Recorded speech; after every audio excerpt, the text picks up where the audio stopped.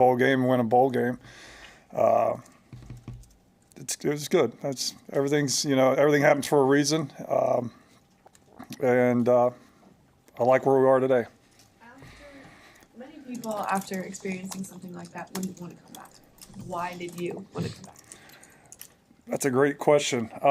We preach every day there's going to be adversity, and if what happened to me is no different than a player getting benched or having to go from first team to second team. It's no difference. And I believe in this place. I believe in Nebraska. I believe in everything. When I came here, I still believe it. We got great things ahead of us, and I think we can do it, and I wanted to be a part of it. I wanted to finish what we started.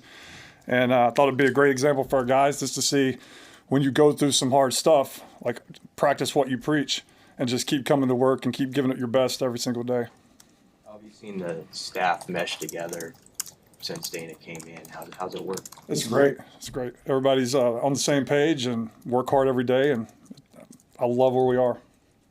After being a coordinator, how different is it to go back to coaching just one specific position, and what do you like about that? I'm having the time of my life. It's great to get to learn from Dana, an offensive mind like Dana.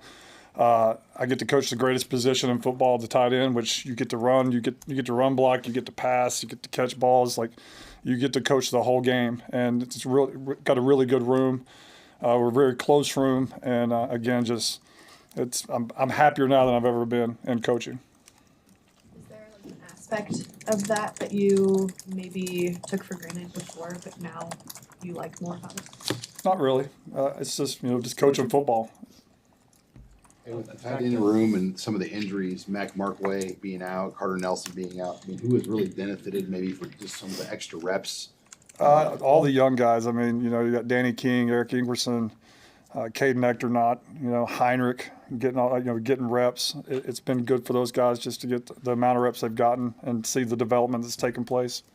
Did you get a good look at Markway at all to kind of know what he can give you when he does come back? I didn't. I mean, it was literally like the fourth or fifth play that he was out there. But he's moving around a little bit. He can't do anything in practice, but just watch him move around. Just big, physical, explosive guy, very smart, very intellectual football. He's eat up with the game of football. He studies the game of football. So he's fun to have in our meeting rooms. Back to Heinrich, with the blocking portion of him as he transitions to that part of his game, how have you seen him grow in that area, and what kind of potential do you think of Heinrich as a run blocker? He just had 2 good blocks out there today. I think he just keeps getting better. It's a total different football game that he's playing, and it's easy just to say, hey, you're going to get inside landmark, put your hat and hands on him, and put your face in the block. It's hard to do it, so we just have to keep putting him in those situations. I think by the time the season gets here, he'll be just fine. He's better today than he was yesterday, so just constantly doing it every day is going to get him to where he needs to be. You ever had a situation like that in your career when you worked with a guy at one position and then you kind of got to be with him as he made a transition to that other spot? I haven't. No, this is the first. What's the next step for Lyndon Meyer, and how did you see his confidence grow throughout last season as it progressed? I mean, he's taken a step as a leader on not just in our room, but and not just on the offense, but the overall football team. He does everything the right way, socially, academically, personally. He's a pro, comes to work every day. He leads our young guys. He coaches our young guys. Football is important to him. Nebraska is important to him. So I think he's trending in a direction that, the world is his oyster at this point. He can make whatever he wants of it. Carter Nelson's not here right now, but he's yours, right? Yes. And what's the long-term outlook with him? We're going to make him the best tight end he can possibly be. He weighed 238 pounds this week. So, he's putting on the weight. He looks great. Again, he's in every meeting with us, so he's learning like the mental aspect of playing tight end. He's caught up and he's exactly where he needs to be. It's just, whenever we can get him back out here, just the physical stuff that comes along with the position. But he's so athletic and big and explosive. I can't wait to get him going at a true tight end spot. Did you have to fight for him to stay in your room, or was Dana like tight end? Yeah, again, he's only going to get bigger and bigger and bigger, and so a guy like that with his size and speed and athleticism can be very dangerous when linebackers and safeties have to cover him. This staff is bigger, just in size, number of coaches than probably anything that anybody here has been a part of outside of the NFL. How have you seen Coach Rule be able to have more freedom with what he does day to day, practice meetings, as a result of that? I think that Dana's got us, and Coach Butler's got the defense. I think Coach made a really good point a couple weeks ago. Dana's trying to build the best offense that we can have. Coach Butler's trying to build the best defense that he can have, and Coach Rule's responsible to build the best team. And I think it's really freed him up just in the team meetings, and just he's able to not have to worry about 10 different things. He's just worried about the team and developing the team. And I think that's been a really good thing, really, this offseason. Carter, I mean, do you think this summer you'll have him back?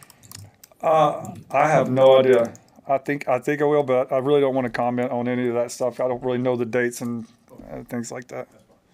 What have you seen out of kind of a walk on Hector Knopf? What have you seen out of him? 2 weeks. Funny story. When he first got here, I threatened him. I was like, I'm never going to put you in the game, or I'm never going to let you practice, because he couldn't line up. He didn't know what to do. He was probably a nervous wreck. To bowl practice last year, I mean, he was the third tight end, and he's made such progress physically. I mean, he knows every single thing. He knows both Y and F positions. Physically, he's gotten himself to a point where he can play.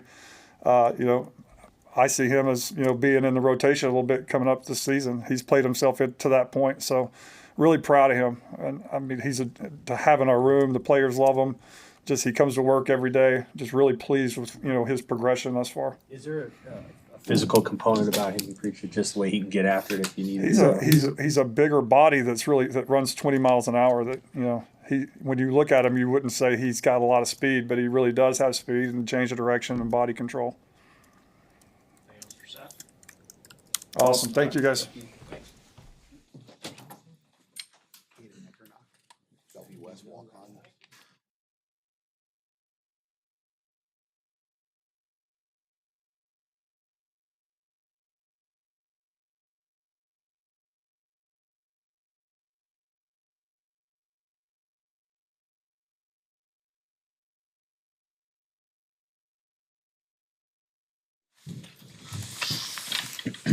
All right, questions? I know you'd already split up some of the Jack responsibilities last year, but just what's it been like having Phil Simpson, and how do you kind of divvy up things in practice? It's been great. Phil's been doing a lot of work with Terry, and then some of the things with me as well. A lot of work with Terry in the pass rush games and, in that world of things. And then Phil and I get together about some of the coverage things that we're doing as well. So it's been good. I know Marquise watching Trent is new, but he's played like 2,500 snaps in his career. Has that experience transferred over to how he plays with you already? Yeah, absolutely. I think it's been a huge addition to the room. He's a veteran. He's played a lot of football, knows the game at a high level, obviously learning the system that we're doing here, but great addition to the room, really good for the younger players, great experience. What do you like about him just as a player? Obviously the intangible things, but like as you've seen him practice. Yeah, I think number one is the high football character and the high football IQ that he has, and that came with his veteran, playing the game a lot, right? So he's got experience, and he's a tackling machine. I mean, he's had over 100 tackles the last few years prior to him being here. So just that experience that he has, really good football player, smart football player. He's a leader. Obviously, still things to improve on. As do all the guys, but he's doing a really nice job. On the subject of the staff, you mentioned having Phil, and it's just a bigger defensive staff overall, and the whole team wide. Do you see anything different with Coach Rule and his ability to kind of spread his wings or focus on big picture things that are somewhat different from the past couple of years? Maybe a little bit. Just focusing on the team, and I think he spoke about that a little bit. But yeah, I mean, I've been with Coach for a long time, so I kind of know what the standards are, the expectations are, and what he expects from us as a staff and the players. And I think, Coach has been persistent in all of those things over the years. And so just making sure the team is right and obviously holding all of us accountable as coaches and players. Someone has a good freshman year like Shavers did. What's your message to him as a coach, and is he a guy you find that's easily driven, like I'm not satisfied with that? Yeah, I think number one, it's important for him to just understand that's important to improve every day. I mean, we're all here for improvement, right? Me as a coach, him as a player. So taking the things that you do well and how can those things be improved, and then obviously what are the things that he needs to work on. So my message to him and every day is like, last year was last year. You know, this is a new year. We're in spring ball, and every day we're getting opportunities to get better. So that's kind of our approach with really everyone, not just Vincent, but you know, I really don't care what had happened. I care about today. I care about right now. I care about this meeting. I care about where we're at. You know, I care about this rep, and that's the mentality that you got to have. How do you feel like you guys have done pass defense? I mean, we talk so much about the tackling and all the other stuff, but like, how have they done in just covering guys and dropping and all that? Yeah, I think it's something that's still a work in progress. You know, every day there's some element of working on a man technique or working on a zone technique or working on a match coverage technique that we need to work on. So there's obviously room for improvement, and whether it's individual time we're spending on it, whether it's one-on-ones, whether it's 7-on-7, and then taking those into team periods, you know, we're still working on that. Who's maybe the guy that you circle and say, okay, this guy can show you how to do it and is doing it the best? You know, I really don't want to circle anybody out of it. I think it's beneficial when you got guys in the room that have done it before, who have a level of understanding. You know, a lot of the younger players can learn from that. But no one that I'd necessarily circle. What's it mean to have Javen right back, not just on the team, but able to be in practice as well this spring? It means a lot. Really, really proud of Javen. You guys know his story. He's been here for a long time. Great young man. Leader within the room, someone who has a lot of experience playing a ton of different positions. So it means a lot to have him. He's an unbelievable young man. I'm really proud of him.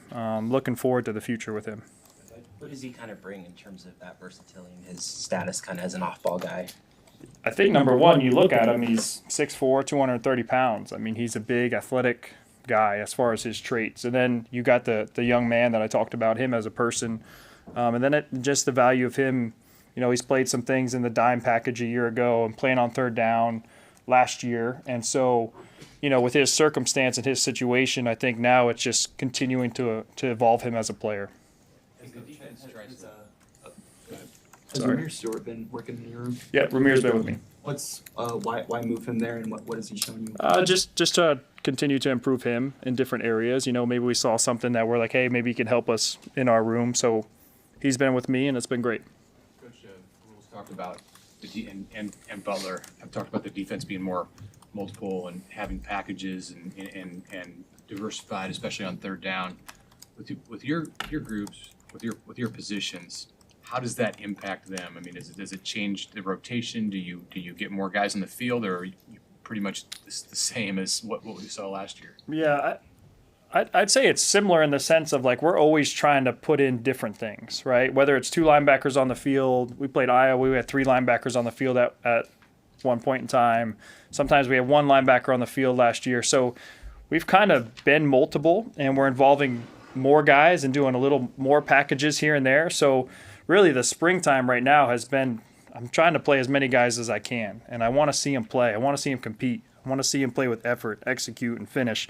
All the things that we've been talking about. So, you know, I think we have a lot of different things and have the ability to do a lot of things. And so just putting them in different spots and moving them around and personnel groups, it's been really beneficial. When you have a player who has a really, really good initial season, we asked this question of Rule a couple months ago about Dylan. How do you motivate and put standards in place so that what they experience in year 2 isn't just a continuation of year 1? But a jump from their freshman to sophomore. Yeah, I think kind of going back to, I think he asked me that similar question up here, like you're talking about Vincent or whoever we may talk about, like every day is a daily process, right? Every day you better show up to work, me included, show up to work. What do I got to do? How do I get better? And it's got to be communication from me too. Like I got to tell them, hey, these are the things that I see. These are the things that we need to work on, and we got to have a plan. And so, again, my thought process is every day, like, what do I got to do today, right? Coach Rule talks about what's next, right? Like, we talk about that. I don't care what happened the last rep. Let's focus on what's this rep right now. And to me, it's really the whole season last year. You got to learn from all of those things, but it's like, what do we got to do today? What do we got to do right now? That's the most important thing. How do you feel like he's taken to that great. I mean, he's still a young player. I mean, he's only been here for a year, so he's got a lot of things to continue to improve on. And it's our job to continue to push all of our guys, not just Vincent, right? All the guys. Did he move to your room too? Connor shoot or Connor's with Phil. Phil, he's a dad. Okay. Yep. Did that happen for the spring, or was he with the Edges last fall? Too? Honestly, I can't remember when that happened. Rob, what have you seen from Deshaun McCullough and what his experience is going to bring to this team in this group? Yeah, he's another guy, like when you watched him on tape a year ago, he kind of played all over the place. And he's spending a lot of time with Phil right now, just a big, long, athletic guy who I think can be really multiple in what he's doing, and obviously working with Phil and kind of perfecting his craft right now. Broadly speaking, without giving any state secrets away or anything, like, is defense, do you feel like this defense is different than it was the first 2 years, broadly? I think every year a little bit different. I think, you look back to year one, I think the things we did from year one to year two were different. So I think every year it's a little bit different, and I think part of that is just the players you have. And it's our job as coaches trying to put those guys in the best positions, seeing what they do well, what do they not do well, and making sure we're taking advantage of the things that they do well. All good. Thank you. Thank you, guys.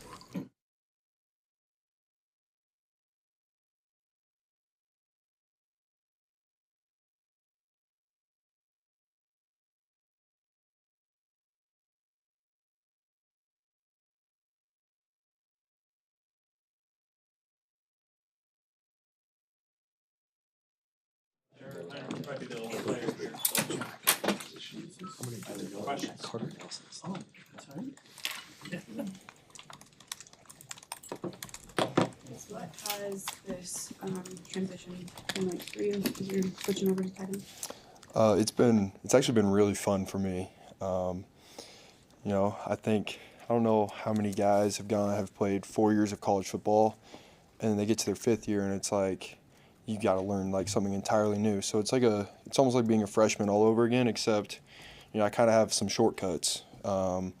Knowing the offense, knowing what the quarterbacks want, what an offensive coordinator kind of wants from the tight ends, what the quarterback wants from the tight ends. So there's some shortcuts that I kind of have and can use. You said it's been fun. What about it has been fun for you?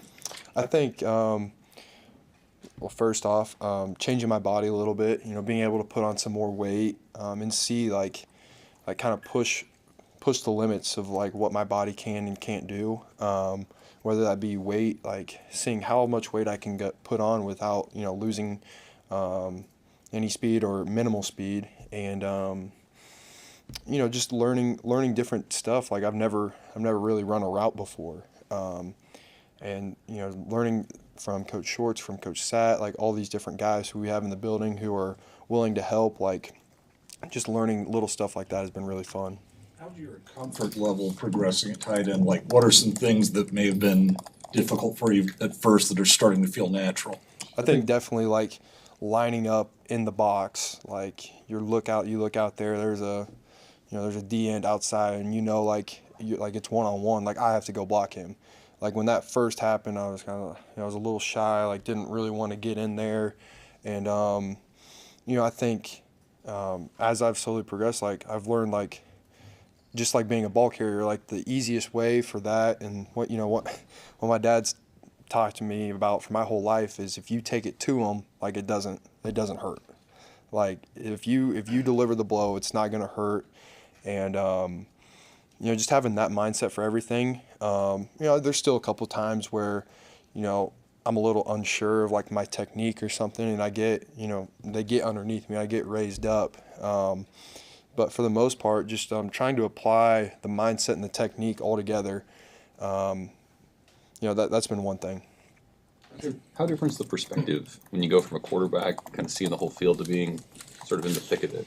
Yeah, it's a little different. Like, I'd say the last 2 years where I kind of started to take a step in, recognizing defenses. You're in the middle of the formation. You can see everything. You can see the safeties. You can see the linebackers.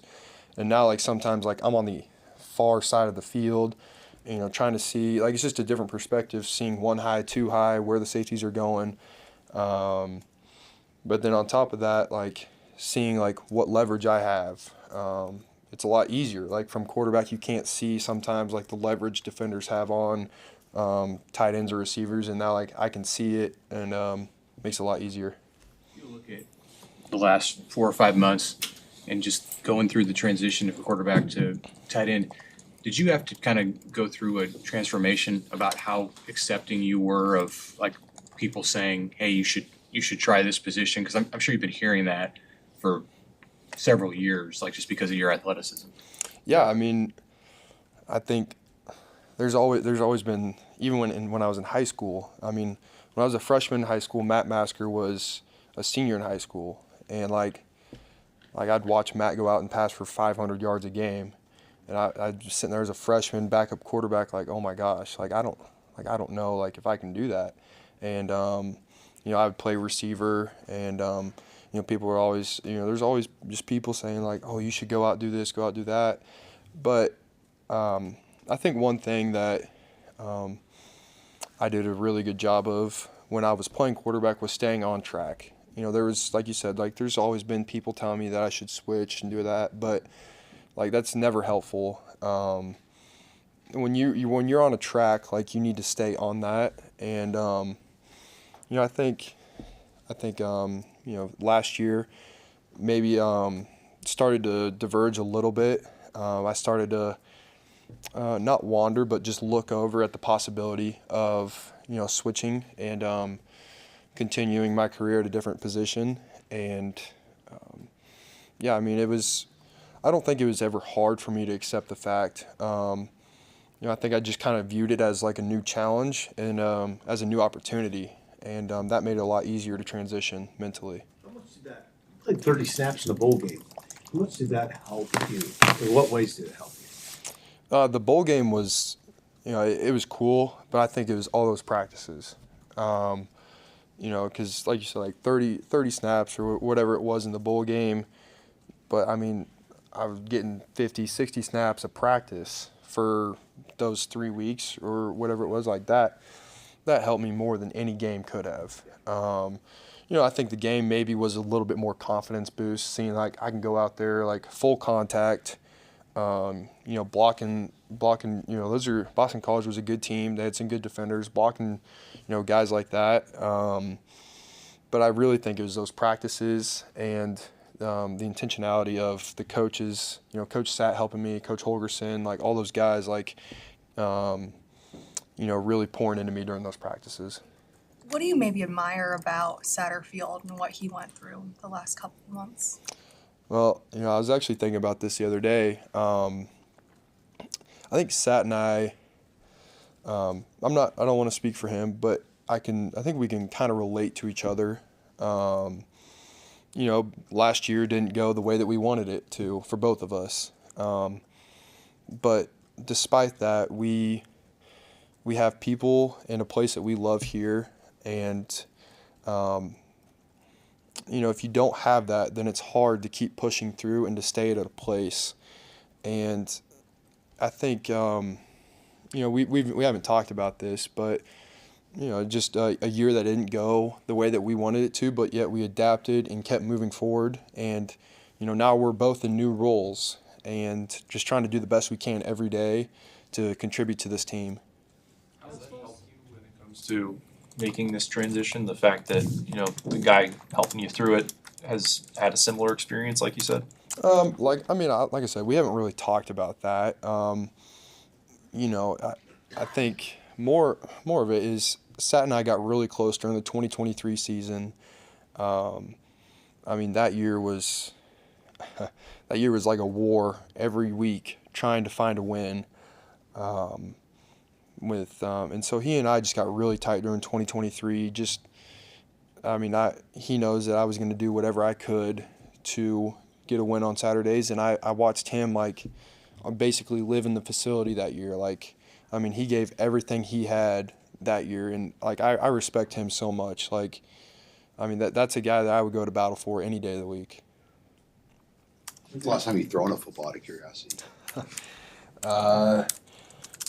That would be Iowa week. I mean, you were a quarterback your whole life. How weird is it to not be in QB footwork drills and throwing and Yeah. completely done with it? It's interesting, but I mean, there's still some times where, I mean, I'll catch myself like just doing like a 3-step drop or something, just like, I don't know, just because like you get in the habit of it, like it just kind of in your apartment or in my apartment or something, like I would just, all of a sudden like I'd be leaning backwards and just boom, boom, like, and it's just like little stuff like that. And I mean, I miss it, but at the same time now, like instead of that, like maybe working on, tight end footwork, like, getting second foot in the ground or something like that. And, I do miss it. And I spent a lot of time, like probably 10 years, like going to quarterback coaches, just like working on that craft over and over. And, I thought maybe when I transitioned, I would, almost regret all those years, but I really don't, because in my mind, like I was always working towards a goal. And I think that was more important than anything else. Of the end result is just like keep working towards something. And now, I can take that mindset and put it towards tight end. Have you had a moment this spring, or maybe making a play at practice that have kind of reemphasized that you're doing the right thing? Yeah, I mean, I think there's little things every day. I think there's a couple plays today, but I'm trying not to get too caught up in stuff like that. I want to just keep moving forward, just keep finding ways to get better, and every week just trying to compartmentalize like what I need to work on this week, because there's just so much stuff that it can become overwhelming. And so maybe this week it's working on getting away from man or working releases. Like it's just these little things every single week. And that's kind of what I was talking about with the quarterback stuff, is like I have this process now, and now I just have to apply it to tight end. Has the coach's support and trust in you in this transition to help validate your decision to move as well? Absolutely. I mean, just having like a guy like Coach Holgerson, who's seen so many guys, so many good players, tell me that, he thinks, or he believes in me, and his actions backing that up. I mean, that helps so much. And like I said, like having Coach Sat, I mean, that's a guy that even if like I didn't know, like if I had no confidence in myself, I mean, that's someone that I would still try every day for. Just because, I mean, this is a special place, and just want to help contribute any way I can. How's a guy like Luke Lindenmeyer helped in your transition too? Yeah, Luke Lindenmeyer. I mean, he's a guy that I've gotten closer to as I've transitioned. And with all of his experience, and he's very technical and knows, he's a leader in the room, knows all the stuff about tight end. And so like if I have a question about something that I don't know, like technique, or maybe like a blocking scheme or something, or a weird look, like that's a guy that like I don't have to go to Sat, I can go to Luke. So I mean, having a guy like that is, that's a huge help. Morning routine video. Whose idea was that, and how did you not get through some of those shots without laughing? That was Warren, one of our guy in media, and that was his idea. And I don't know how I didn't get through, how I didn't laugh. I think you could kind of see it on my face, like when I'm like putting the banana peel on my face, like it took a lot not to laugh. But he convinced me to come down and do it, so that was fun. What was the reception? I think the funniest one was Harper's reaction. She was very surprised that I was going to do a TikTok video. Thanks.